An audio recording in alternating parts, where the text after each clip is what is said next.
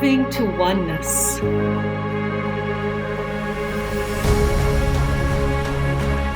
Nourishing curiosity. Embracing differences. Becoming one.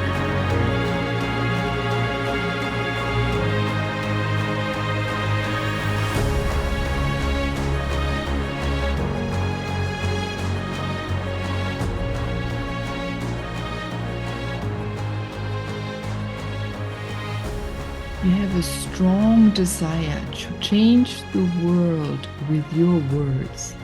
Then stay tuned to the Moving to Oneness podcast. Hello, everyone.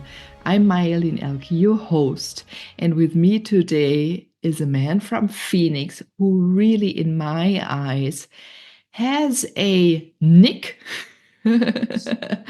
to picking the right words, to look at social structures, to use a pen and draw something, to come at what he wants to say with many different angles at the same time.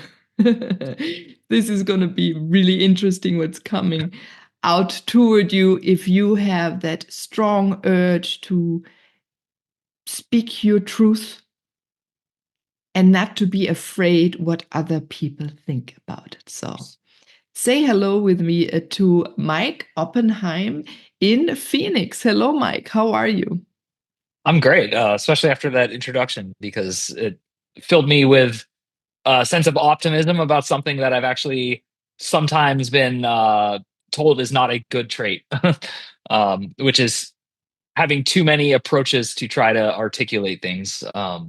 I can't stay in one lane, like writing or just filmmaking or just podcasting or just drawing. So what you said was inspiring to me because you understand my goal.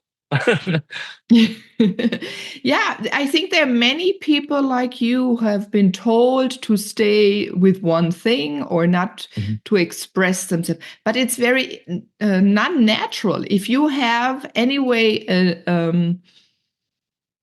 a passion or it's part of you to create through different outlets, maybe there are other people that love to do it with one, but others love to do it with multiple.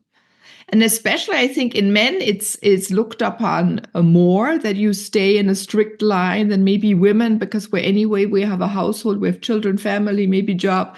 It's culturally, we do many things at the same time to bring the same point around.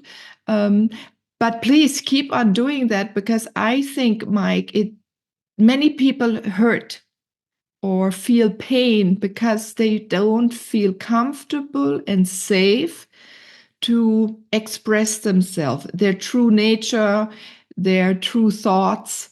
And I think that is why examples like you are so important. And that's why I desire to shed light and you know, put the spotlight on you so they can see it's doable. And that they don't have to be afraid, people. So thank you for doing what you're doing.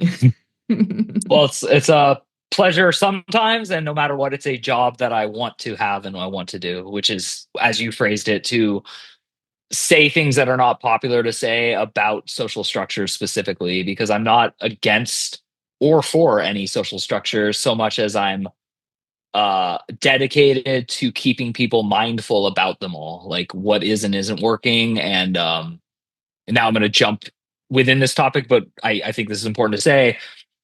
I have not experienced a revolution. I was not alive during the French Revolution, the American Revolution, the Russian Revolution, but all of them terrify me, because what's lost in that is what I'm trying to talk about, which is you shouldn't burn down the whole house. Even if a couple rooms are off or things are off, it's in general, that's not going to produce the effect you want. And I specifically brought those three examples up because all of them succeeded in their immediate goals, but then created long-term problems. Yeah. So I think in this weird era in which you and I are talking from separate countries and separate cultures within a different monoculture, now more than ever, I want people to understand that it's over. There's no unique cultures anymore. Globalization has definitely set in. We could lose internet, lose technology, and then splinter off again. But like it or not, Africa has to deal with Asia, has to deal with Europe, has to deal with North America and South America. There's no longer a real system where you can just sit alone in your country and say, we're fine. So, and so it's going to be interesting to see like different versions of capitalism come together, different versions of communism, like trade. And for me, where it hits home is travel, because I'm a human who wants to travel. So any and all laws and international geopolitics does affect me, even if I don't want it to. So even if I say, I don't care about a war in Ukraine, I don't care about Taiwan and China, I do care, because I want my planes to be able to fly and I want to be in them and safely land. And I want to meet people from and in Ukraine and Russia and China and Taiwan. So. Yeah, because a few men create war, few men create straight restrictions, or women. Yeah, but let's men in the. Yeah. No. And most other people in many countries do not even want that.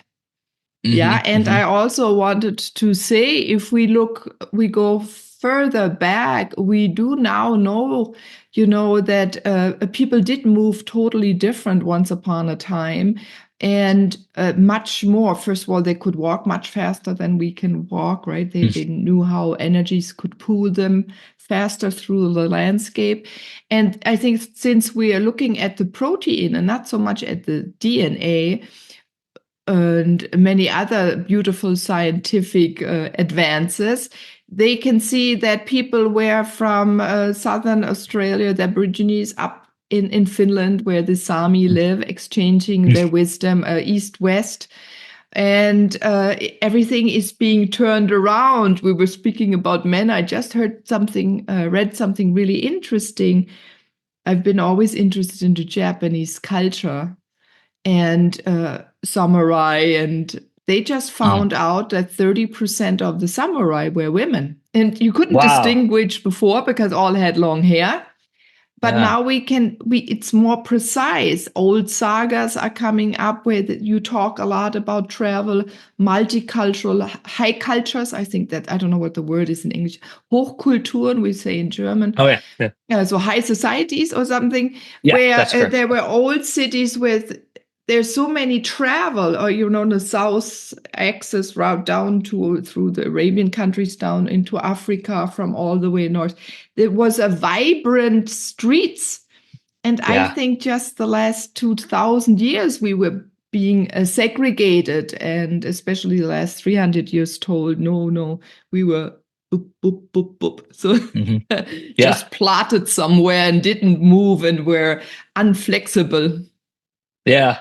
That's fascinating too, because you touched on something that I'm like obsessed with now, which is education is so interesting, because I didn't ever think I would live to see education change, like to see stories and narratives change. But like, I live in America, and like we are literally changing all of our history books, and there's there's anger about it. Like a lot of people are like mad about the changes, other people don't want to change them, and per usual, I can see everyone's opinion inside, but it is fascinating that I, as a child, was just drinking history books and like reading and listening to everything. And like you just said, I thought everyone was a stupid like caveman. And then one day we weren't, but that one day is like the year Christ was born. You know what I mean? Like it starts so abruptly.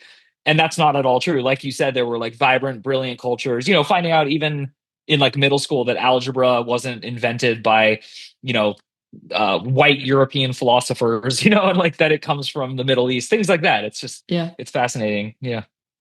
Yeah, I think this is nice, because also the children, they grow up again now learning in their classes about other cultures, because they come from many different countries. And they sit together. So from that's really interesting, and I'm happy. And nowadays, if you think about it, you write a lot newsletters, and you've been writing since 2006. Okay, God, that's 18 years. My son was born that year. That's why I know. Yeah, that's cool. they're digital, so we can switch it so quickly. So if there's a new invention or new literature has been written about new findings or archaeology,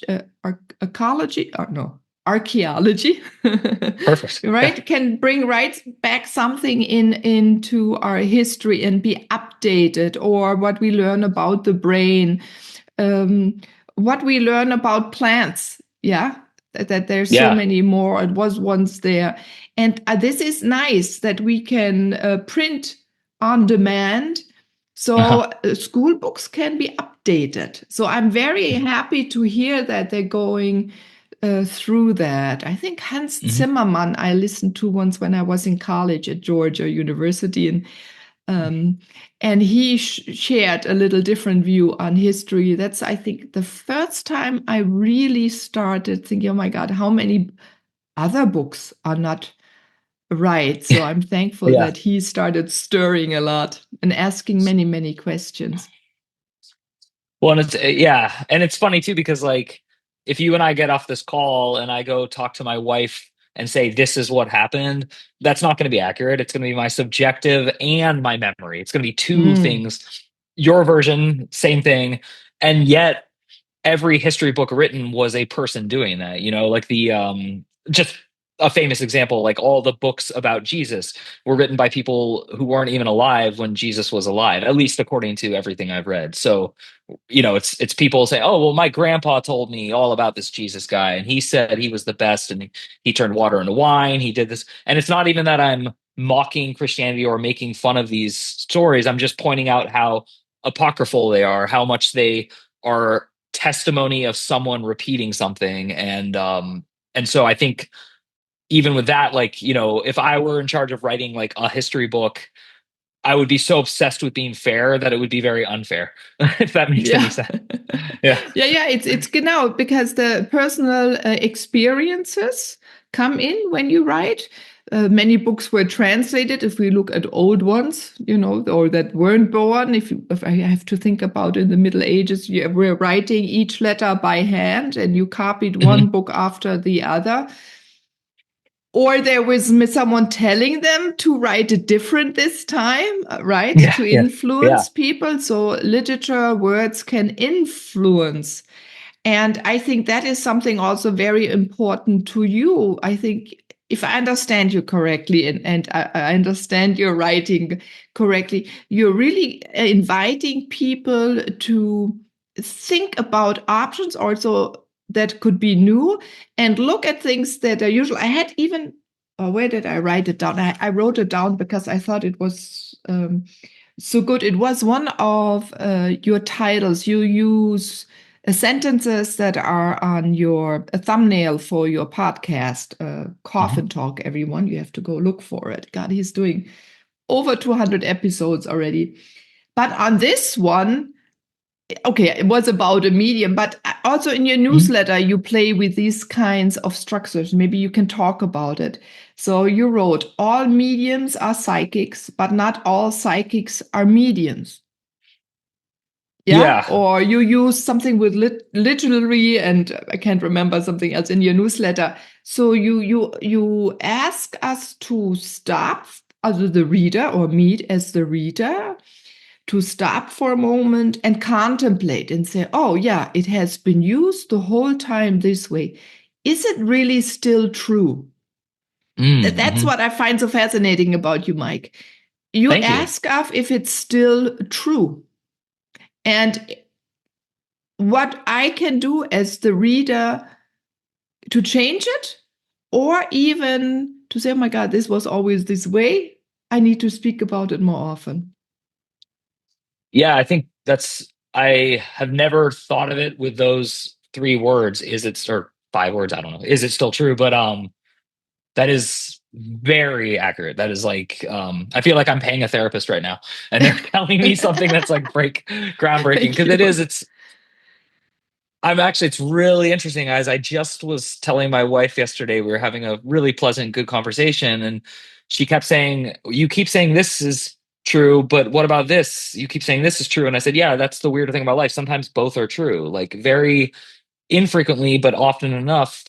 two things that seem like they have to contradict each other can be true. And then what you just said is like on top of that, well, there's this thing of time, and so things don't have to remain true. Like that famous phrase "black swan" comes from, and this might be again like a tale that isn't true, but apparently they had never seen a black swan in Australia specifically, and then or maybe it's the opposite. No one had seen a black swan in Britain, and then they went down to Australia and they saw a black swan, and so now there's a black swan. And so that's why that phrase is an idiom. It's idiomatic to say a black swan, something you thought didn't exist or never had thought about existing that does exist.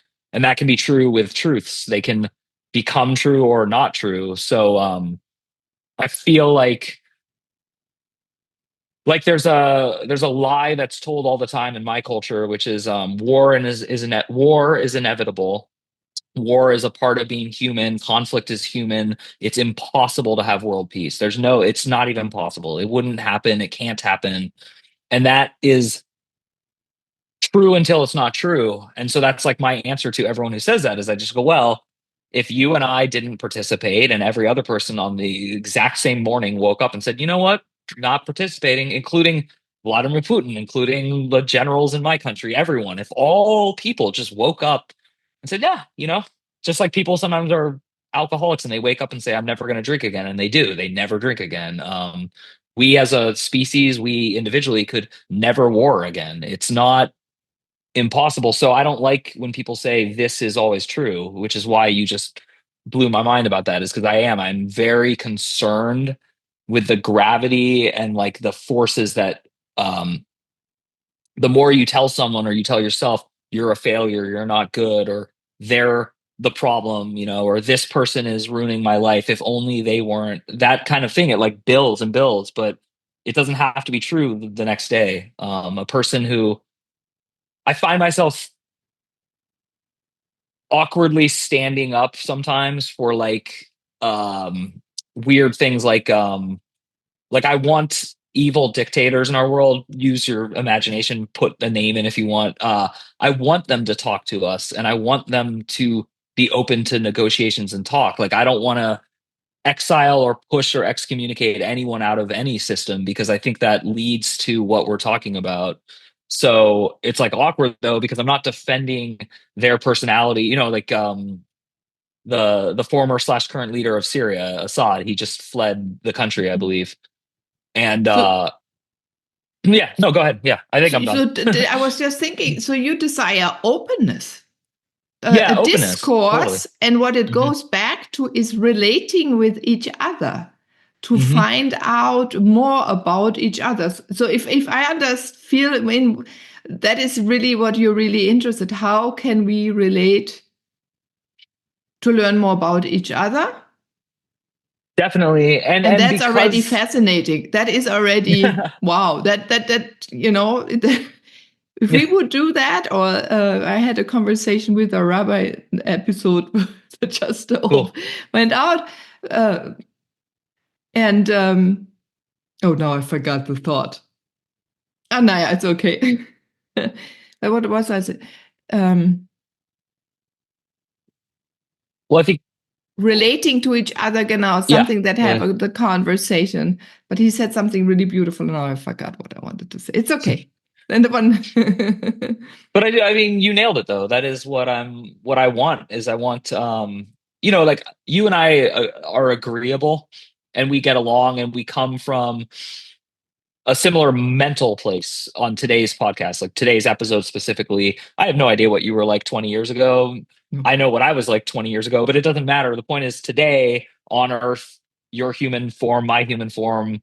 And so this conversation is good. And especially because if anyone else listening receives courage, strength, or anything good from it. But what we're also talking about is how important it is to talk to people you don't want to talk to and to try to relate to them specifically. So not to like talk to them with your arms folded, but like to really try to relate. And that's what I was saying is so awkward, is that like um I have strong negative opinions about a lot of people who are famous, specifically in politics and things like that, but I will never openly say them on a podcast, write about them, or do anything to like give them more weight and power, because I want the opposite to happen. I want to not have those opinions. And so I'm trying to like find out how I can relate to people, including horrible, terrible leaders who are doing awful things on earth. And it's not because I want to become their friends or help them. Well, I do want to help them, but I want to help them relate back. And if we can, I just think everyone is capable of change. And if you can reach people in that spot where everyone is reachable at some point in their heart or whatever you want to call it, through relating specifically, that's the cure to what I care about, which is less and less conflict. Less conflict. Yeah. So, but that is why you're bringing so different information out. So the more we know, the better we can understand. The more I understand a person, I learn about a person, about a thing, the more complex an experience is I have. So that's why it's important having experiences. So conversation is an experience with someone, being in a group somewhere. We have telephones, we have Zoom. I think this is a beautiful thing. We can speak with people around the world, hear what they think directly, not through a third party, right? Like a newspaper before or a book, but that's also nice, reading someone's thoughts and ideas. And you do that, and even you've written up to 8 books now. Not all of them are published yet, but you go also in different genres. So it is like you're even exploring for yourself so many different experiences. You must become like a different personality, or you're looking at different sides of yourself. And do you also? I saw that, in your newsletter, you also make a satire comic, a drawing, a cartoon that's called, right? A little thought-provoking cartoon on top of it. So I think what that is also interesting, you look at so many different possibilities for the reader to use their senses. So to see, to read, to go into different personalities, right? Because with different personalities, you sense different. You were just you had here a medium on your podcast. I'm a medium. I'm a physical medium. I feel different when I have different beings within me. So when I'm a different person, I walk different, I talk different, I broaden or I tighten. Yeah, there is so much to experience. So in your books, you also do that. You go into different genres, into different personalities and way of speaking to bring that out. Did you also, please talk about that. And then also, did you experience that in life for yourself? Yeah, I think, so I've moved a lot. I'm going to answer your question very strangely, but I think it'll answer it. I've moved a lot. I've lived in 9 or 10 different states. I've lived in Thailand briefly. I've traveled to 32 countries. I've been to every state in America. And I've been married twice. I'm in my second and final marriage. And when I had my second wedding, I had friends from all these places come to visit. And my favorite part of the wedding was watching them all get along, but also knowing I'm not a chameleon and I'm not fake. Like everywhere I go, I am the same person, even though I'm growing and changing all the time.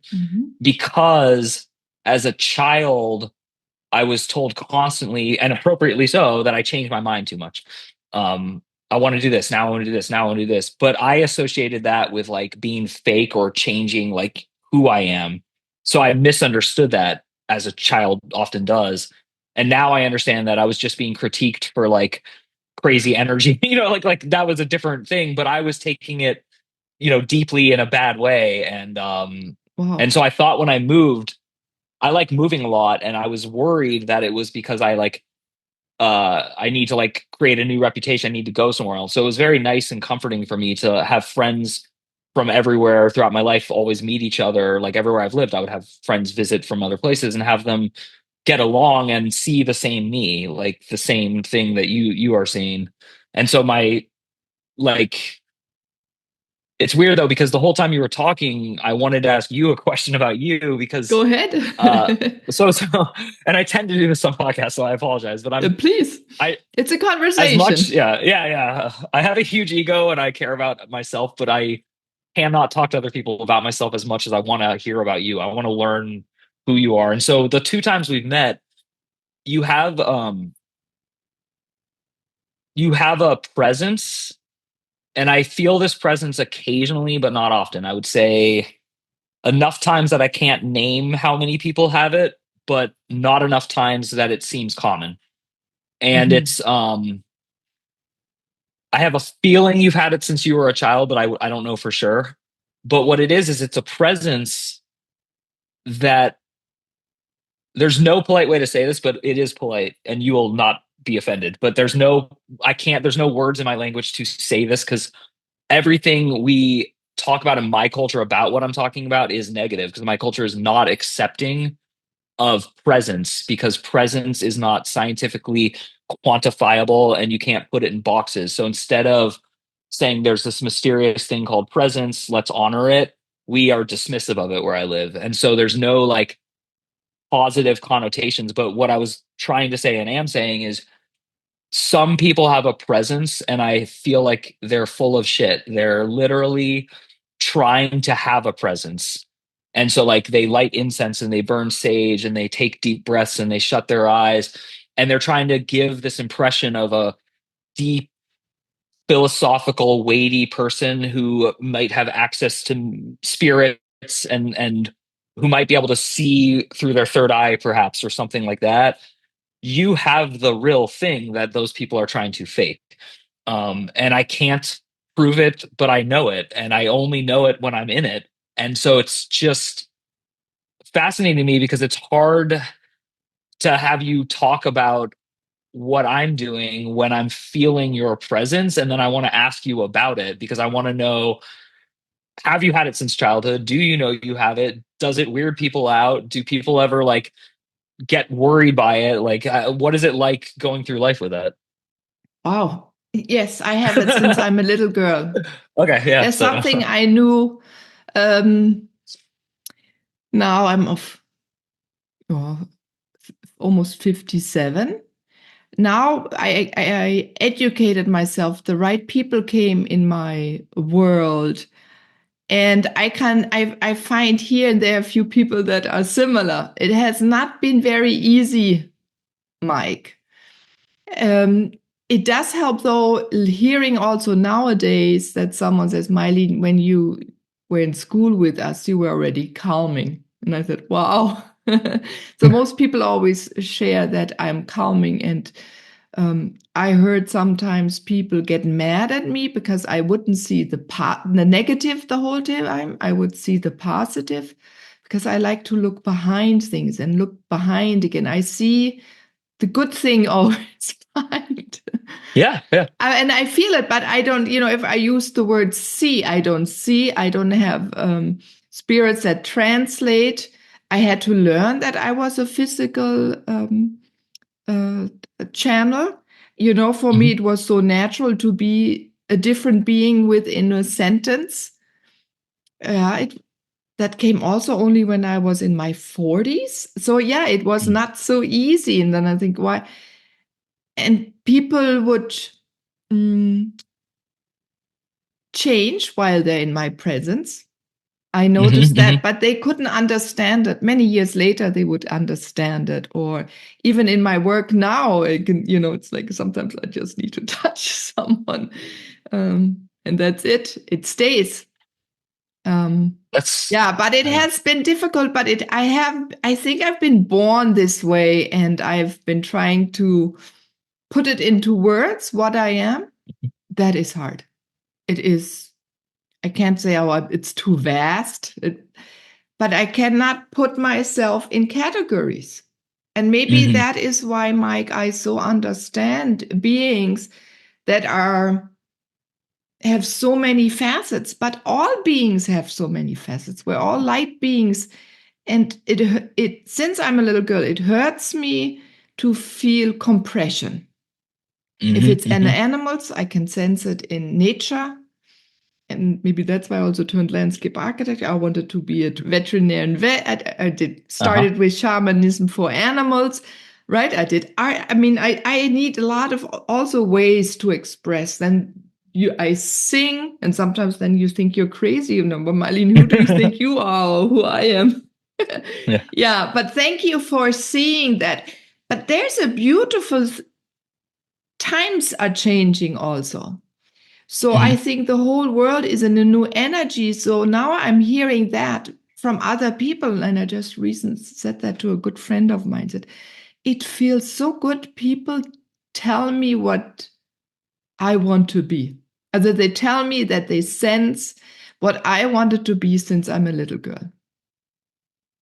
That's interesting. That's really interesting. Yeah, it's this new era. It's like everyone feels it, and what I find hilarious is some people are really against it. Like they're like, I think just because a lot of people hate change, and so I think it's scary. But it's funny because to me, the change, everything, robots, AI, space aliens, all of it, it's all change to blow our minds, to open us to like the fact that we're really light and that we're interdimensional and that you go to sleep every night and where are you, and Yes. you have to remind yourself who you are when you wake up. Like these thoughts are disturbing to people because they don't want to not be human. It's like, it's funny to me, like I am so relieved when I was younger. I wasn't afraid of dying, and I had a lot of close calls, and it took me a long time to realize that that was to remind me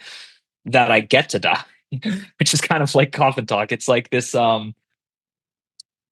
it's so hard to talk about this. Like I love life so much that sometimes it's too much, and I just wish it wasn't like, it feels like a burden sometimes to be so alive, to like feel, I think this drives a lot of people to alcoholism and drug use. I think that it's scary as a kid to feel so much love for so many people and then to see them not loving each other. That to me was just always frightening, and it still is to this day. I hate that I have friends who can't get along, and that I have splintered groups from my youth that like people won't talk to each other. And even in my own life, I have an ex-wife and their family, and no matter what I try to do with them, it just doesn't work. There's no, like, they don't want to be peaceful and have a good relationship. And it's a good lesson for me though to actually walk away and let someone have negativity towards you. But like I'm saying, this new era is the end of that. It's like I feel like, so if you, the side that is taking over isn't a side that uses brutality or force to take over. It's a side that uses like a soft approach from the bottom up, not from the top down. And so it's, yeah, it's slow. I don't even know if I'll live to see it come to fruition, I but I think still we will. know. Yeah. And I also think, Mike, many of us will live much longer. We can see that. That's And true. Yeah. you were talking about AI, and I think it's so important that we, beings, even with this gentleness, with this calmness, with this patience, with this being present in our beingness. That's my vocabulary. You use different words. No, that's exactly it. Yeah. But that people can feel comfortable and have the moment to feel safe. I think that is what many are afraid of.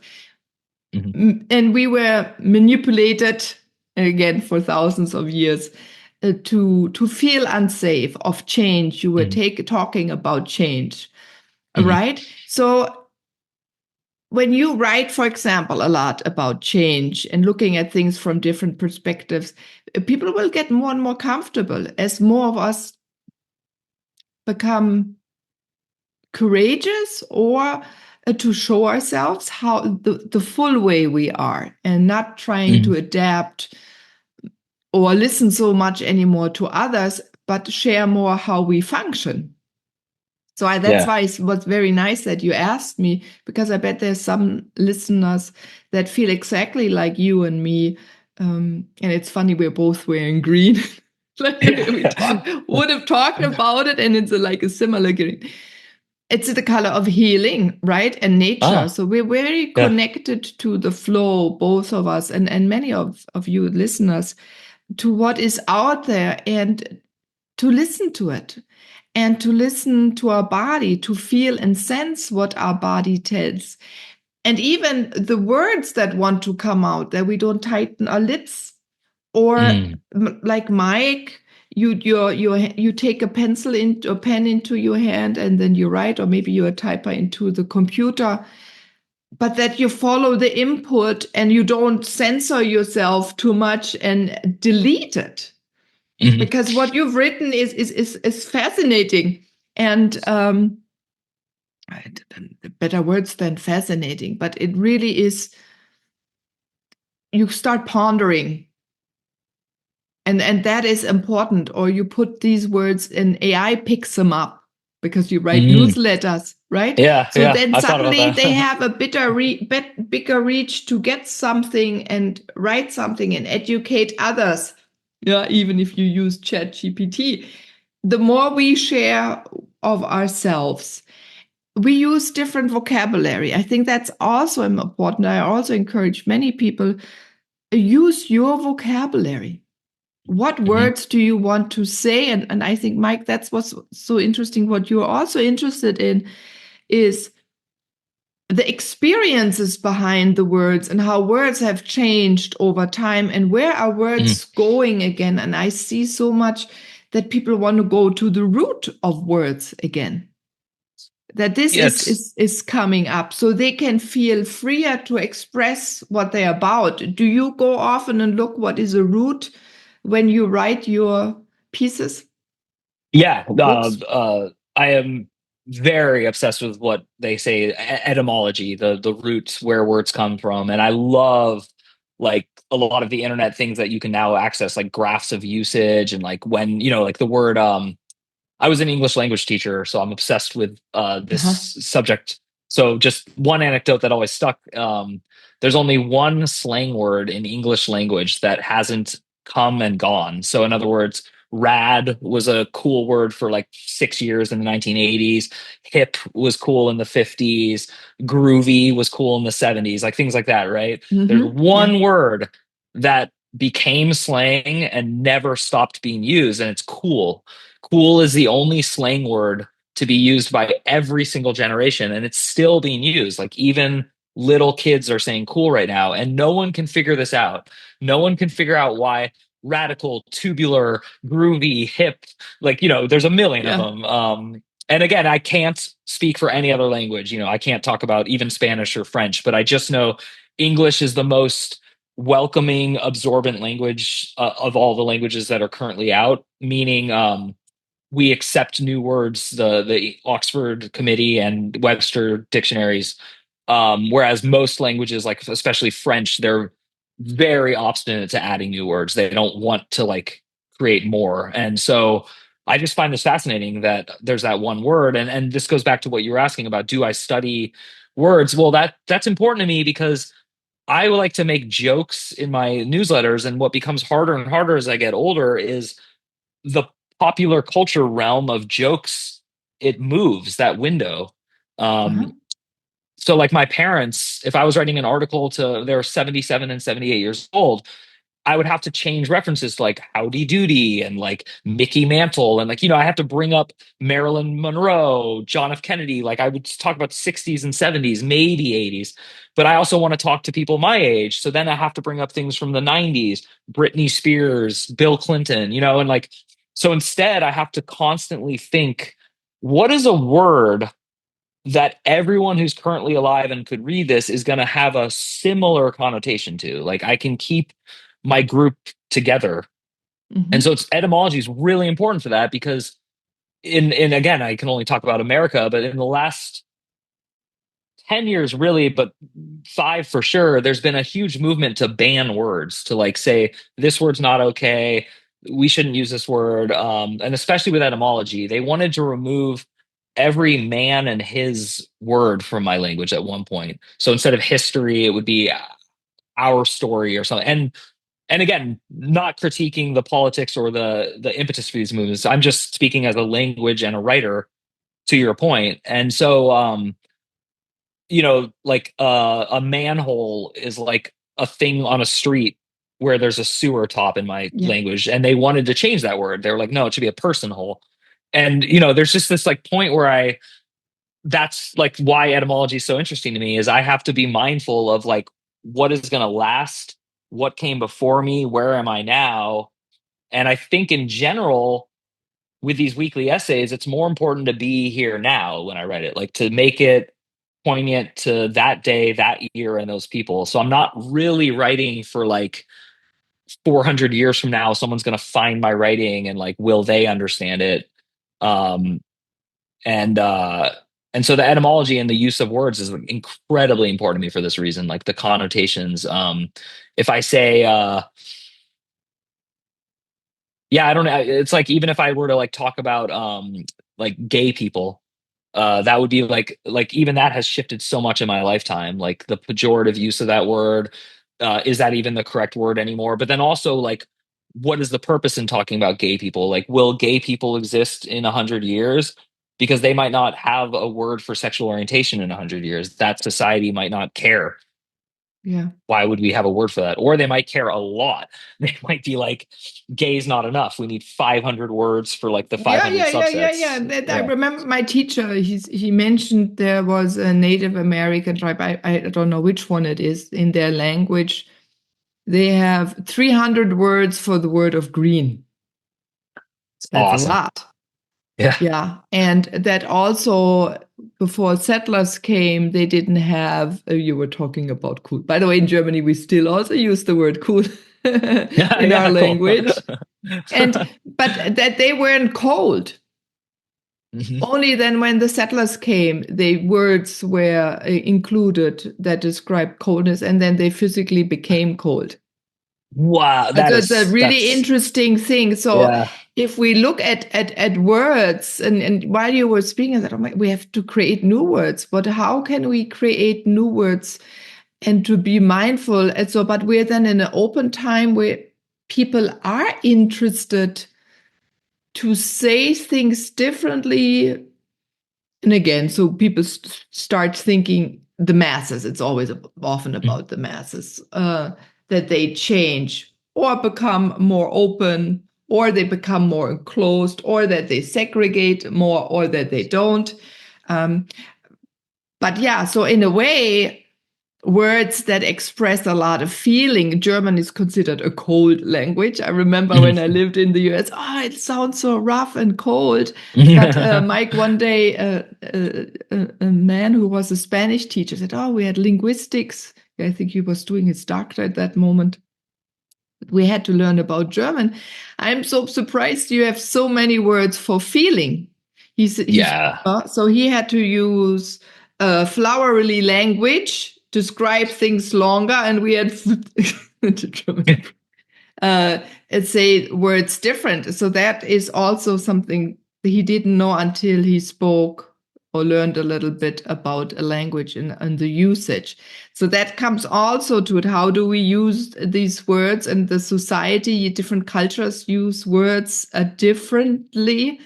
And we have to travel as you did. We have to go and explore and be immersed in words, for one thing, like if it's a newsletter, a book, a podcast, or film, what you're doing, or if it's a group of people, music that we hear, the colors of clothing, like if you go in the African continent or the Southern American continent, these countries, they have such vibrant colors because the sun is so strong. Or also Asia, if you think about it, Bali, right? If you look at the traditional clothing, maybe, then the vibrancy comes. It has to do with the climate, and can we bring that all into a text?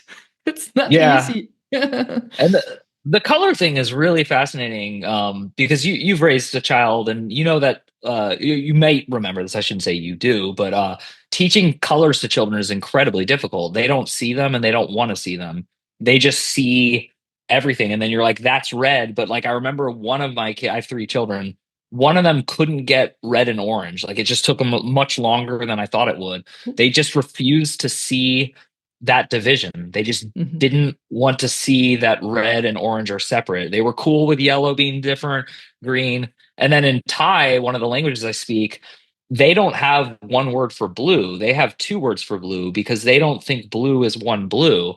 They think there's the Pacific Ocean color of blue, and then they think there's like the Atlantic Ocean color of green.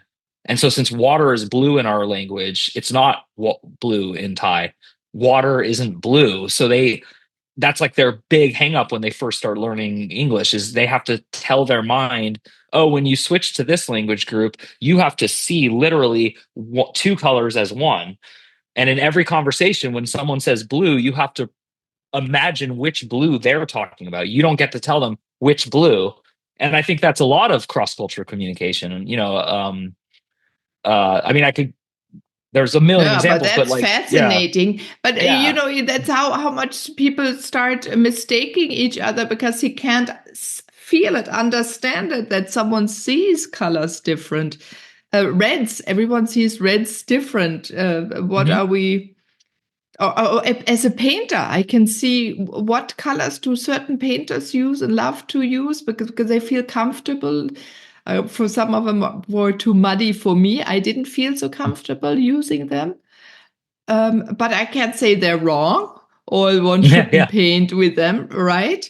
And children, yeah, you're right. Up till they're 7, they see, they don't, until we put them in kindergarten where we teach them to draw lines and in lines different colors. They see the whole ray. They see these energies.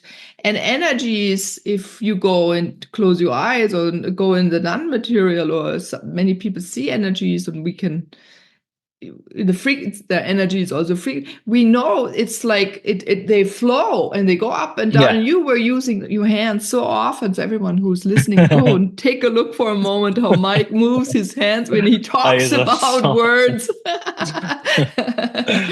And and they wide at one point and then they're thin. Or if you look at a field of flowers, like in the prairie lands in the US, you have swales, and exactly one plant doesn't grow like 5, 10 in one area. There's maybe 4 here and 2, and then they're 1. So then they go into the other. There is a dance. There is a flow from one into the other. And I think when we become more movable like this and we flow in our life, or in your writing that we flow, or when I paint or sing or dance, whatever someone does, we become free to do this flowing movement again, this spiraling, letting these energy flow through our body. Then we become also more open and relate better to each other. Definitely. And I think that, so I'm 43, which means I'm officially middle-aged, and you're also middle-aged. We're in the exact middle-aged period. And I don't know if your parents are still with us, but I know Yes. mine are still with us, but like one of them doesn't have the best health, and we can just see an end coming. And I think what you just said, for me, that's really the hardest part of flowing for me is accepting, since I was a child, that my parents should pass before me. That's the natural order. Like I should be left on earth without my mommy and daddy. That's like the most terrifying thought ever. And then it keeps becoming a little less terrifying, but it still is terrifying. It's still like there's 2 people who have to love me. Like they have to help me. They have to take my phone calls. They have to listen to me talk, like I mean, I know that not everyone has that relationship with their parents, but I do. And I have that relationship with my children. And so Beautiful. I have these nasty thoughts all the time where I'm like, oh, I'm giving my children the same gift of having a parent you love so much that you never want them to leave. It's like a weird, does this make sense? Like, and so that's I the can flow. understand it, but luckily we're becoming older and we're hearing more about mediums and conversations and going back to that one episode. He spoke with his father, who has passed, and we can do so much more. And I think sometimes I'm in a teenager age. I think something is going to happen where really are able to be here longer. People were once much older. And Yeah, I believe that. I feel that, and I can't put it in words, and maybe it's not the truth for someone else, but I'm curious. So as I'm living, I'm even overthrowing the similar fear. Yeah, my parents are in their 80s. Luckily, I know my father's side, they all were over close to 100 or over 100. So I can spend more time with them, and my son can spend more time with them and learn about their life. Yeah, but that is something of the human. But also we have to learn more about maybe our ancestors. If we go and understand that we can still converse with them, or maybe write a letter and see, or take a pen into your hand and start writing, and let's see what words suddenly appear on paper. And maybe ancestors have wisdom for us. Maybe then we feel better, and then we also feel loved more, because I think this is a big thing. Why do we read? Because words make us feel comfortable, or we drug ourselves with words so we don't have to live life. Also happens, and there are phases in life where it's more the other. And then we also feel loved of a whole longer history. And when we become open to speak about community, and I think that's also what you've created. You're creating community also with your newsletters, with your coffin talk, with your podcast, right? You create communities in there. You invite people to become members so they can feel part of something. And I think when we feel more part and accepted and seen and understood, because we look at all different facets, because the more facets you show me, I can show you more of my facets. And then there's these overlaps. It's, oh my God, you do this too, this too. We have something to talk about.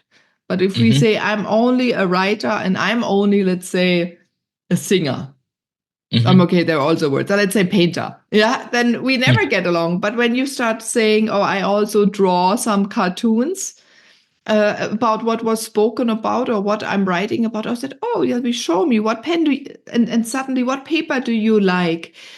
What times do you draw? And so suddenly we can have a long conversation where we feel comfortable with each other. Yeah. I love that. And I think it's what I'm always trying to relate to people in my country, because there's so much tension right now over identity.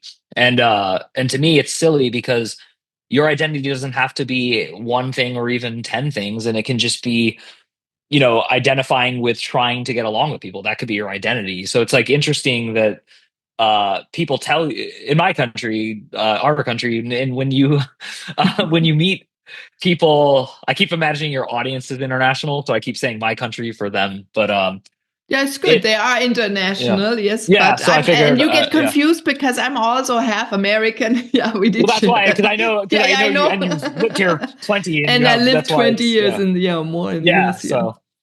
So for me, it's difficult, because I think there's like you'll remember this. One of the first questions Americans ask each other and other people is, "What are you?"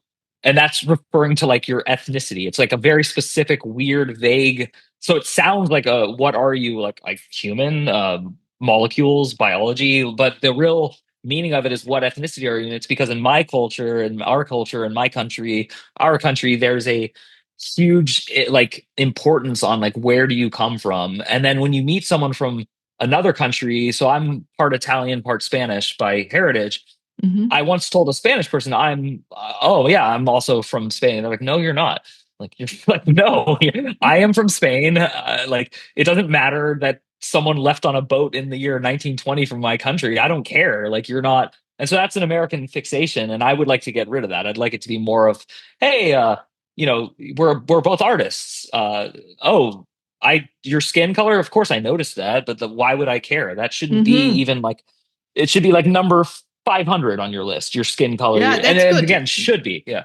Should and be, that will disappear. But there is this need of belonging. We don't belong anymore.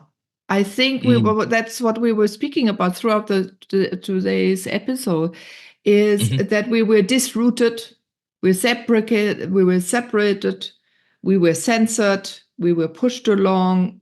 You had to leave. You were speaking about war, famine. Maybe somewhere you're interested to go somewhere else. We don't have cultural, and you write about those things as well, I know, the cultural settings anymore where we can come together, or where we have rituals, especially in the West. I remember when my son was 12, he wanted to become a Susquehannock, like one of my teachers, Native American. And and he became, yeah. He no, did. I'm laughing because that's such He's a great a Susquehannock now, yeah. but it was very important. And I asked, and he said, yeah, because there's a time of belonging. I said, right, we have no rituals for men. We women, we get a period, at least. We have bleeding, our hormones, they show some, okay, maybe men a beard, but we get, but that's, nothing. But you don't belong to a certain group anymore. You want something where you can share the sameness, because we like to be with each other, and we have been so pulled apart.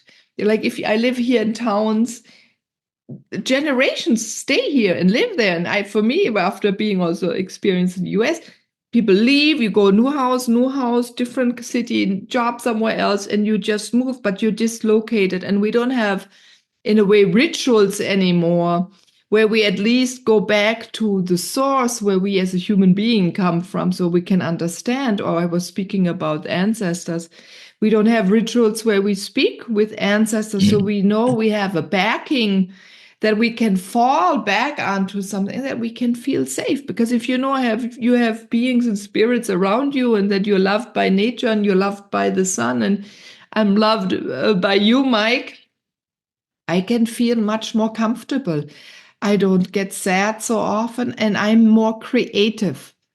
And when I'm more creative and I can express myself, then I can be really calm and peaceful inside again.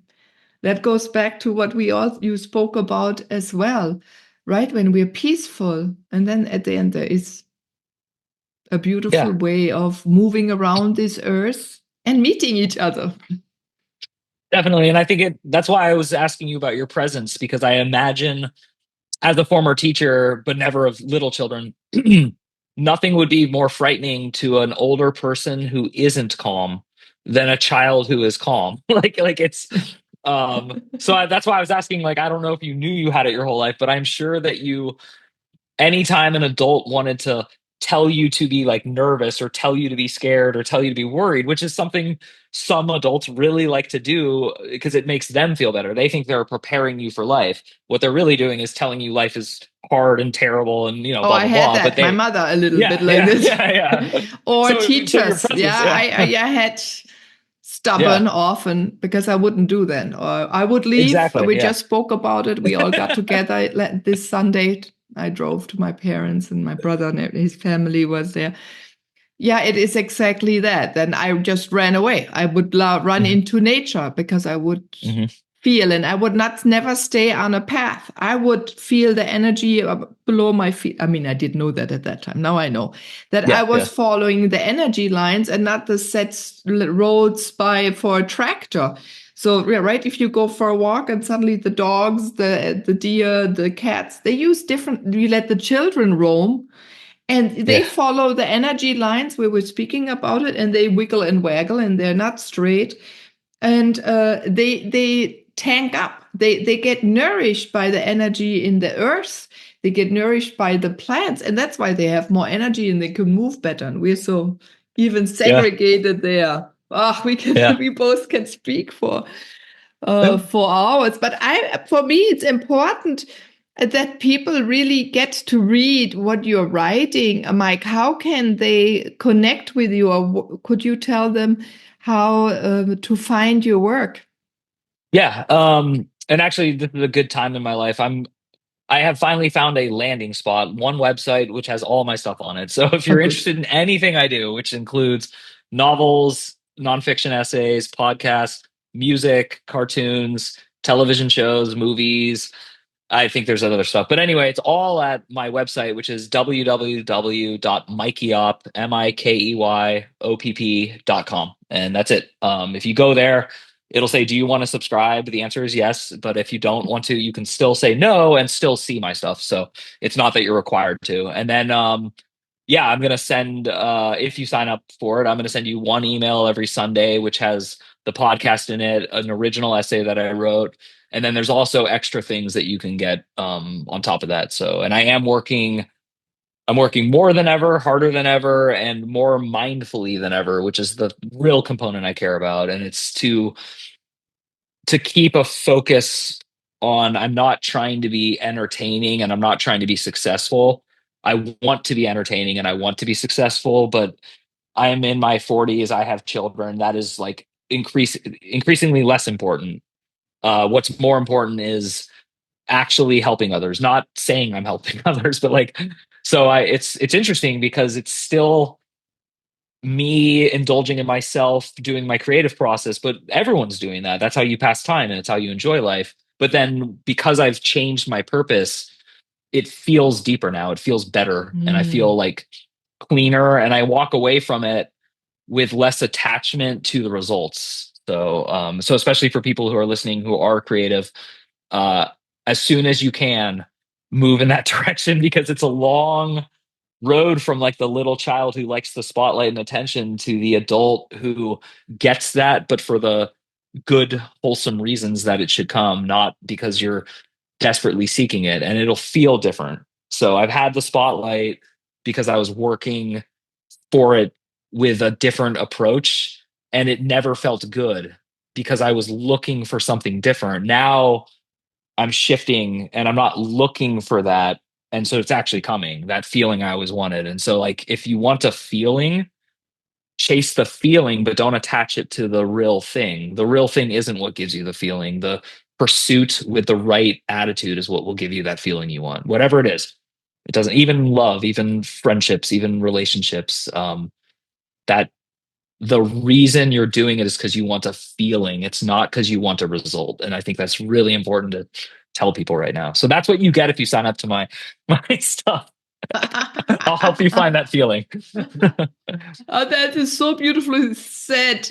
I want to add just one thing. I remember when my son was born, I wanted to do everything to live truly me more. So I could live it and not tell him what to do, that I would be an example. And that's what I hear out of you, and beautiful words and last words, but they're never going to be your last words. You're going to keep on bringing your energy through many different ways and outlets to this world, to support others to shine brightly, Mike. And I really thank you for this, and being so compassionate for your family, for yourself. That's really important, everyone. Be compassionate for yourself and for the world, humanity and the world. So thank you, Mike, for your time, for what you're doing. And everyone, do read or listen if you are more a listener to his podcast, and soak in his words, his play on words, and the deep meaning even within the play of his words. Thank you, Mike, and everyone. I wish you the best. I'm Meilin, and be creative now and find your way, as Mike said. Bye-bye.